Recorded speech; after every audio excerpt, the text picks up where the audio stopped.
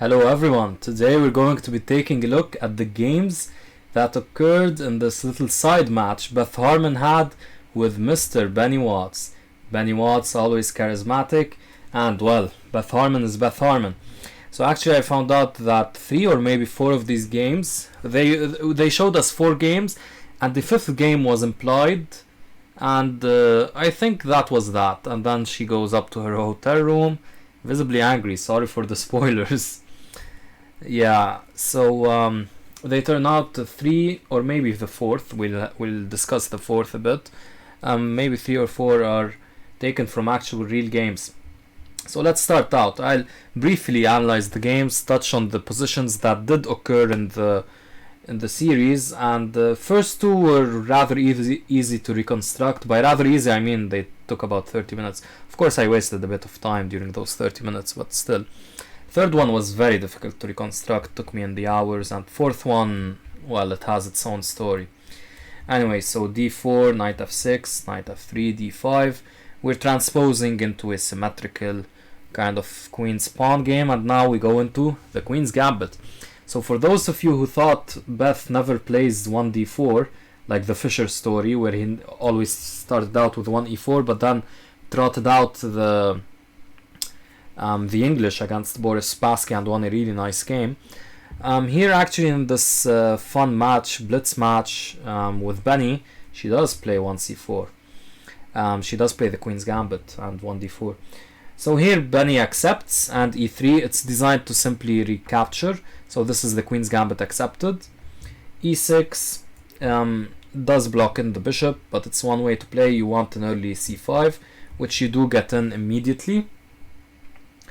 Combining c5 with letting the bishop out is a bit more difficult. Just briefly touching about the position. Oops. Okay, so a6. It's designed to play b5, of course, and gain space. b3, kind of after b5, you might want to stop a further c4, but b5 isn't played anyway, not soon at least. Now takes occurs, asking the question, what would you like to take with? Now usually you take with the knight, you can't take with the pawn though, and even the queen.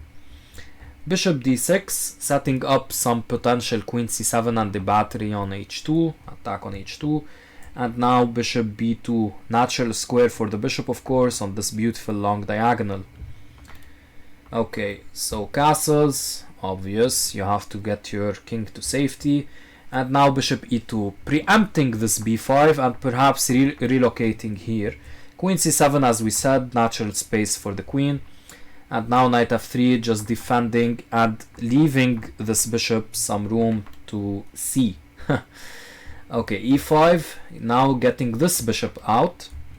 And bishop a3, I want to trade off these bishops and saddle you with this bishop, which isn't bad right now, but that's the intention of white's play. So takes, and I also developed the knight, which was difficult to develop because knight d2 isn't so optimal. Knight a3, by comparison, it would get here and attack e5, so that's a nice route. Actually on a3 it's probably worse than d2 for the moment, but it has a route to c5. Okay, knight c6, just developing and defending e5, and now queen c2. Yeah, of course you want to develop and connect your rooks, get them to nice squares. Bishop g4, developing the bishop, doesn't really have much better squares. Putting the rook on the open file now. And queen b2 designed because now you have a lot of firepower on the c file, so you just get out of the way. And potentially you want to play this rook c1 and line up with their queen.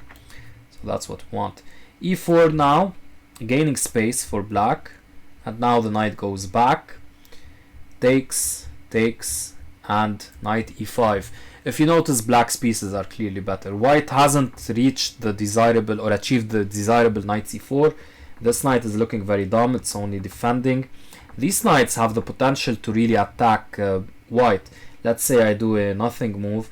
You might be hit with this move, which threatens immediate checkmate actually.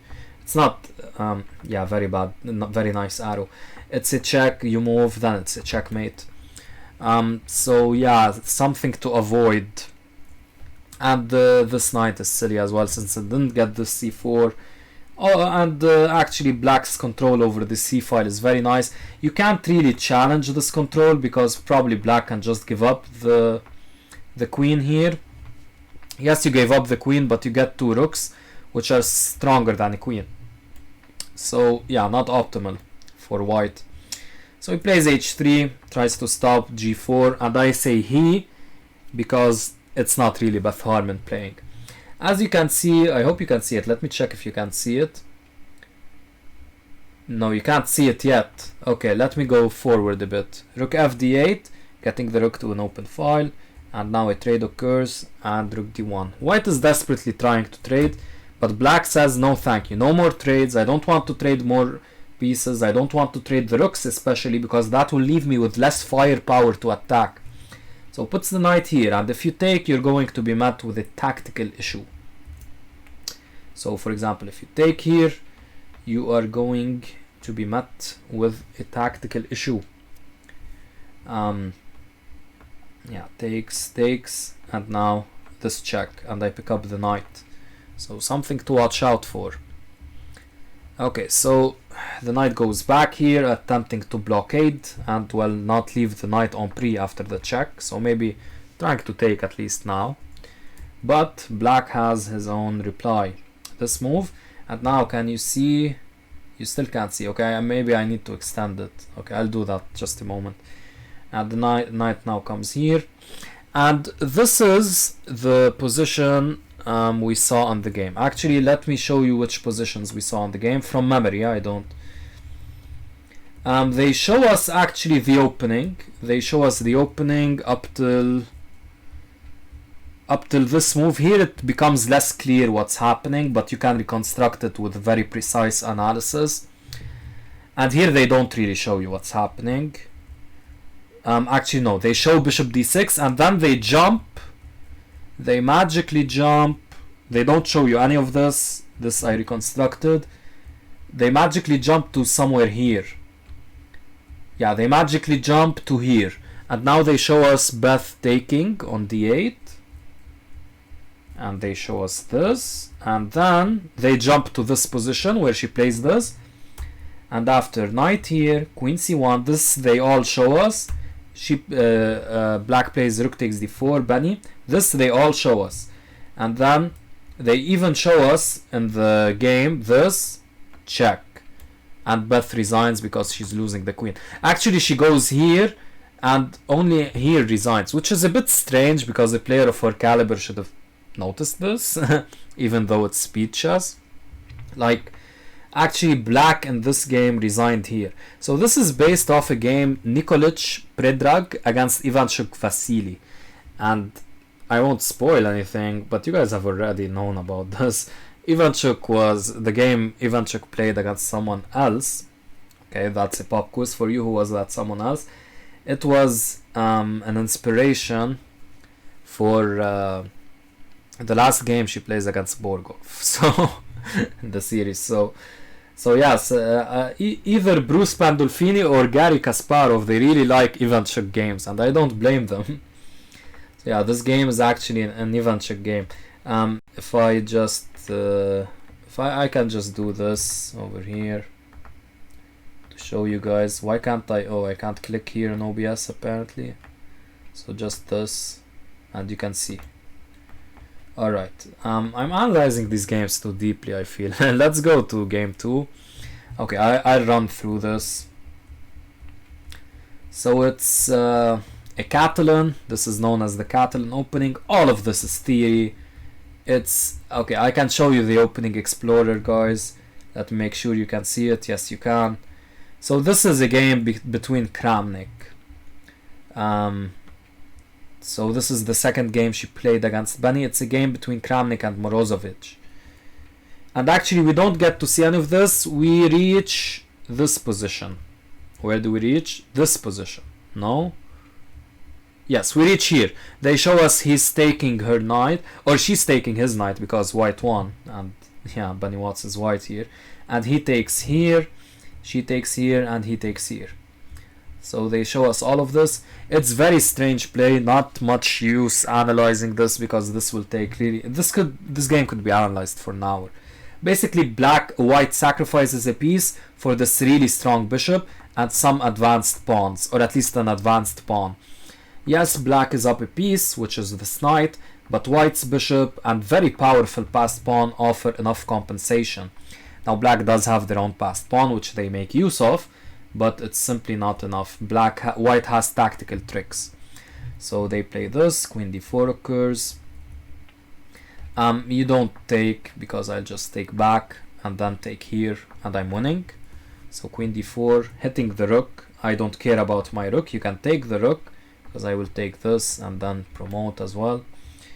And also your rook is hanging, of course. So many hanging pieces. It's all about calculation, this game. Now white does give up the light squared bishop to win the rook. Now technically white is still doing a bit badly in terms of material, or is he? Yeah, it's 6 pawns against 4 pawns, right? But there are 3 minor pieces and a rook against 2 rooks and a minor piece. So if we just count this, actually material is about even, which is rather funny. I mean, yeah, sure, okay. If you go by strict Reinfeldt values, though, white is ahead, right?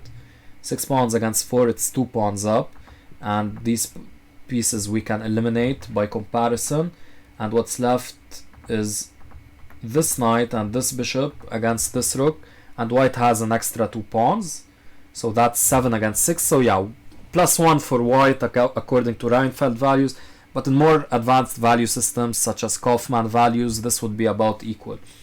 If you're not familiar with these terms, I encourage you to read the article by Mr. Larry Kaufman about evaluating material imbalances.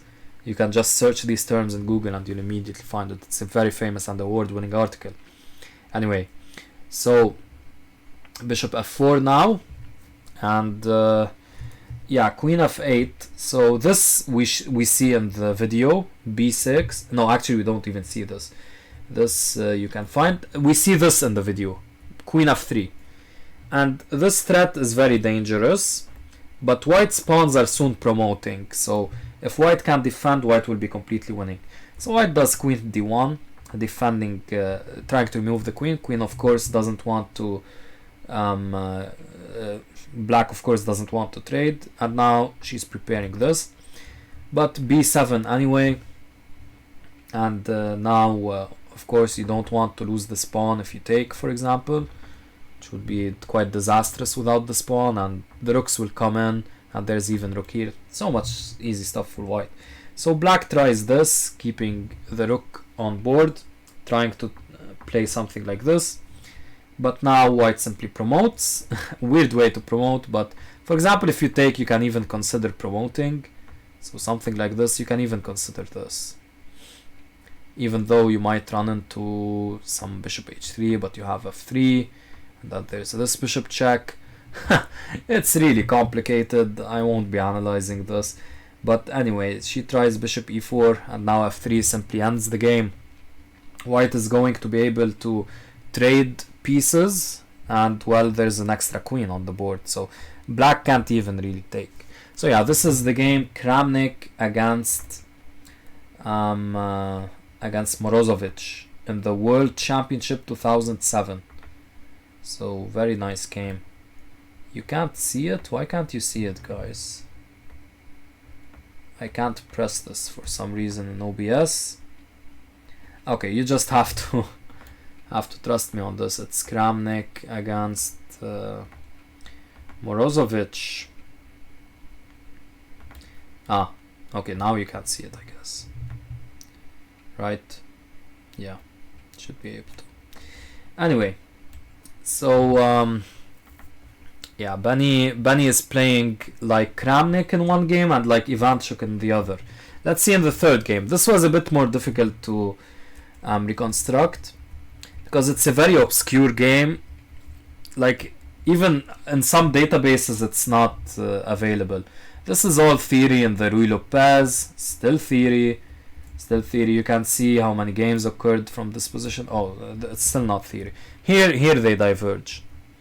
here it's the first game, and this is it. Baramitsi David against Alexander Graf. So now Benny is playing like a 2600 GM.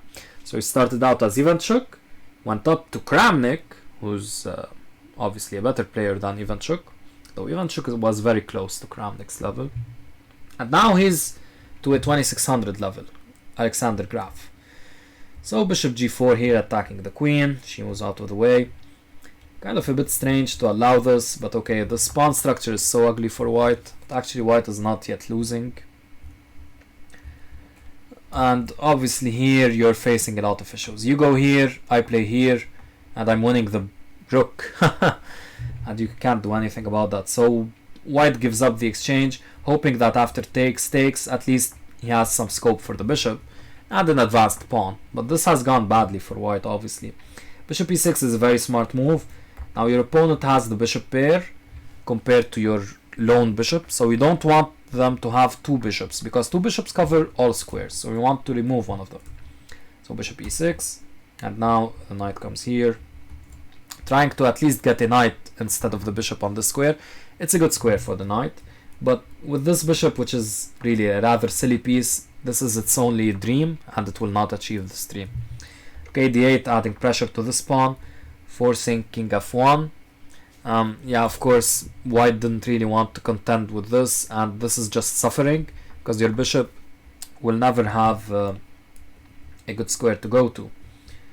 Okay, so he decides to activate the king instead, but now comes rook d5, and after rook a4 trying to win this pawn, the pawn is simply defended by pushing it past. And now bishop d2, trying to relocate here, at least get some counterplay. Rook c5 is played, and the rook has to move. The knight, yeah, technically it does have to move because rook e4 is coming. You can't play bishop c3 because rook e4 would ask questions here. If you move out of the way, of course, I'm winning your rook. So actually knight a3 here, and now rook e4 forces the trade of these rooks, and black just resigns. White just resigns. So in the series we saw up to this point. Why was it so difficult to reconstruct? Because I was only given this point. They showed no, even this they didn't show. They showed rook c5, knight a3, and rook e4, and she resigned. And how am I supposed to reconstruct this? So I had to cross-reference it with multiple databases. Then I found a good database that actually contained this position, and I was able to cross-reference it quite quickly. And setting up the pieces was a bit difficult because the camera angles were really bad. So, well, bad for this position. So I had a lot of difficulties reconstructing it. And now, game 4. And now this took me ages. So what I have found is that this isn't from a real game, or at least not a game I could find in like the 5 databases I checked, and they're very big databases. This is the position. I finally decided it's this position. Why do I say so? Well, this is what occurred in the game. This occurred in the game, okay? Why? Now let me explain to you. So this is the game basically. Benny takes here, missing mate in 1 seemingly, which is queen g7 mate, but okay, he takes here, she takes back, and Benny checkmates. So he's up 4-0 on the speed chess run, which is rather crazy. And if you want some spoilers, Benny later gets crushed in a Blitz simul against Beth Harmon, only a few months or like a year after, I forgot the date. But yeah, that's a pretty rapid improvement for Beth Harmon, and to be honest, not even Fischer did that. So in some ways the series is like crazy movie-esque, and some ways actually Beth Harmon isn't as much of a prodigy as Fischer was, or some other players at least. Like at 13 Fischer was beating, he played his famous game, the Queen Sack game of the century, while Beth, she was playing against Beltic 2100. Yeah, so it's in one ways very good, the way they portray the genius, and some ways not as much. Anyway, so he played this, she played that, and they checkmate. Now I was able to stop it at a frame where I was 100% sure that the rook is on f4. And also, I was able to be sure that the mate was on g8, because the rook came to a square where it checkmated. The game just ended. Benny looked at, did the movement of checkmate. So he just moved the rook, and Beth was taken aback, and she didn't say anything. So it's obvious it's checkmate. And of course it can't checkmate here. First there's this knight, which I'll explain the story of, and there's this rook, which would of course just take. And obviously this is too far from the board, so this is the frame, I thought. So from this frame I could gather that the rook was here. Now it was here, I could stop it at one frame where it was here, and I did find this. Rook was on g6. Now the queen being on h6, I would say I'm 99.9% sure of, because he moved the queen backward and took a queen. I was able to realize it's a queen because I compared their sizes, and they were similar size, the black queen and the white queen and the black queen. Yeah, so, and he moved it backwards, so I'm pretty sure it wasn't on g5. Besides, even if it were on g5, wouldn't make much of a difference. He took. If it were on g5, we could simply mate like this, check, and then after rook takes, we checkmate with the queen from g5 to g8. Anyway, I think it was on h6. And being on h6 means this mate was a mate in one, but somehow this didn't happen. These pawns I'm almost 100% sure of. This king being here, again almost 100% sure of. This rook, whether it's here or here, not 100% sure, maybe 99. These pawns being here, 100%. This pawn, whether it's here or here, I'm not 100% sure. But this actually is the most difficult piece. I'm pretty sure it's on d6, but it may be on e6. Doesn't really matter for our purposes though. And this knight being here, I first thought it was on c7, but it's almost definitely on d7 from one frame.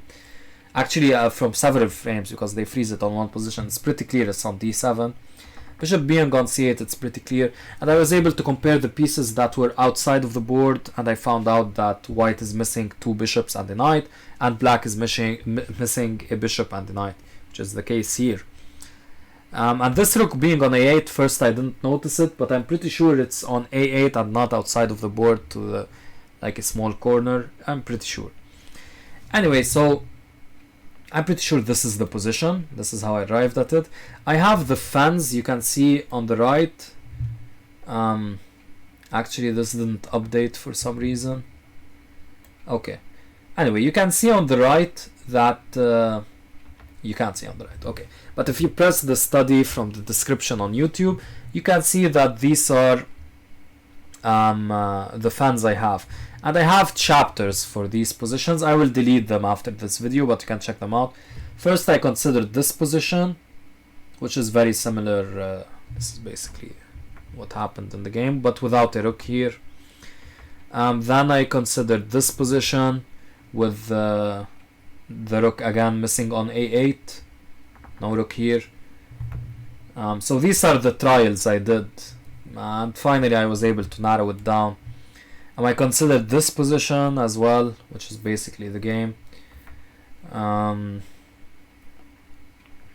What else did I consider? This position. Yeah, here actually, oh yeah. The difference is the rook is on d1, not c1. I was wondering what the difference was. Yeah, this is the same. Chapter 12 has, what does it have? The rook being here, which doesn't make much sense. Chapter 13, same thing, but with the rook on c1, doesn't make sense. This chapter, this is the same one as the game, no? This. Pawn is on d6, knight on d7. Yeah, this is redundant actually. Anyway, we'll be removing this. And this one, yeah, the pawn is on e6 here, which is, I would say, the toughest choice is whether or not the pawn is on e6 or d6, but I'm pretty sure it's on d6. Here again, all of these pawn on e6, and this as well, pawn on e6. Yeah, these are the possibilities, but all of these I think are incorrect. The one that's correct is this one. I'm pretty darn sure of that this one is the correct one. Yeah, so these are the Blitz games. Very fun Blitz games. 3 of them are based on games where really strong players. 4th one, Maybe someone is a better detective than I am, but I spent hours on this. Hours just on the 4th position. Just couldn't make it work to find it. Yeah, so these are the Blitz games played by Beth Harmon against Penny Watts. She got crushed 4-0 and probably 5-0 from the implication of the door shutting. But hey, she'll become world champion soon. Spoiler. Well, technically I don't know if even she is world champion, right? She beat Borgov in a tournament, not in a world championship match. Anyway, it was implied that she was the world champion now though. Anyway, so I hope you enjoyed this video, guys, and take care. Thanks for watching.